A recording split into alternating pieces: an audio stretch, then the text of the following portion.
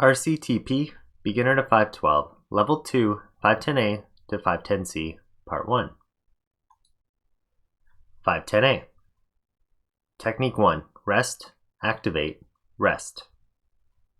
This technique will help you on declined routes. So the way that I begin this is that in my resting pose, my arms are nearly straight. They have a little slight bend in them. And I'm currently resting. I'm going to move my foot first, and then I'm going to activate both my lower body and my upper body at the same time to go to the next hold. I'm going to place my next foot, I'll grab my hand, and then I'll rest again. And I'll continue this type of pattern. So I'm resting, activating, and resting. 2.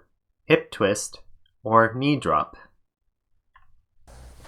When you're on a declined route and my feet are directly straight out from the wall, if I try to now reach up for that top hold, I won't be able to actually touch it.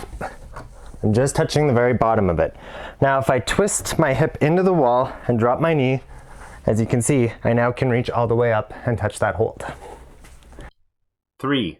Heel hook over a lip. Sometimes when you're on a decline route, the setters will be very blatantly obvious and they're going to set a hold that's really big off to the side. And that means that you're supposed to use a heel hook in order to help you get over top of this lip. So the move looks something like this, where you begin with your heel is starting on a hold, and then you're going to slowly rotate that down to getting your foot on the hold to eventually standing up. So what I've done is I've set this green route to help illustrate that.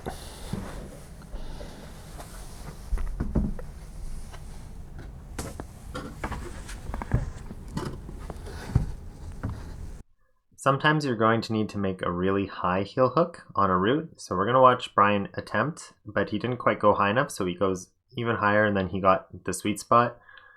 And then he launches up first, but he notices he needs to readjust and launch up again.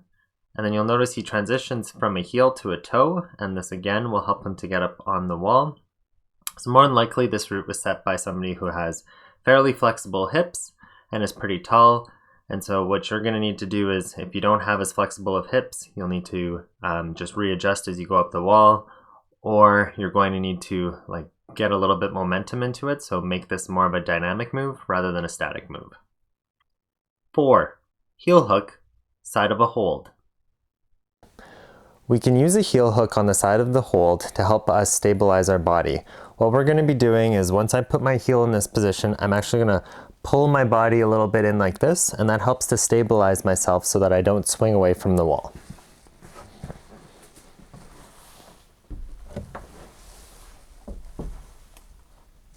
That's all. I'm just activating it by pulling my foot down.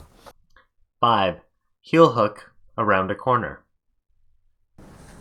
Sometimes when you heel hook around a corner, you'll have a small hold that will help you. Other times when you heel hook around this corner, you'll actually just use the wall itself. 6. Move into position. So what I see a lot of 510A, 510B climbers doing is that they get very focused on always going straight up a wall. What they don't see is the whole wall, and that they can use the whole wall to climb up. So what they need to do is to learn to move into position. So I see them struggling like this. They just get their feet up, and then they're trying to reach this next hold, and they're struggling, and they're struggling. They don't think about that maybe what they could do is get their foot over, reach over first, and then go up. Some people will call this technique climbing with straight arms. So what we're going to notice is, as Renee climbs up, she moves her feet first. She then twists her hips towards the walls or does a knee drop, and then as soon as she gets her hand on the hold, she tries to make her arms as straight as possible, and by making her arms as straight as possible, she's then taking a rest. So now she's resting in this position. She'll move her feet up. Well, here's a little bit more of a rest. She's just shaking out those arms, letting some blood flow back into her hands. She'll move her feet up, and then she'll activate by stepping up again. And then she'll go immediately into a partial rest, and then a full rest, and then activate, and you keep going like that. So Whatever is easier for you to think about, if you think about rest, activate rest, if that makes more sense to you, or if you think about climbing with straight arms, either way, what it's meant to be is that you take weight off of just heavily gripping the wall and you just climb up as you go. What I also want you guys to notice is there's a guy on the right climbing as well a 10 minus route. Now his main issue with this route is that he keeps wanting to go straight up and he doesn't think about moving into position. So we're going to watch him try again where he's going to climb straight up. He'll get to a point and then he can't make this next hold. And what he does is he quickly falls. We've now zoomed into the person on the right, and what you're going to notice him do is that he's going to climb up. He's going to put his foot up onto this hold, and once he does so, he realizes that he's not in a good position and he asks for a take. So now he's going to be looking at, okay, what do I do, and trying to figure it out. What's key for him here is that he has to move his right foot here onto this hold.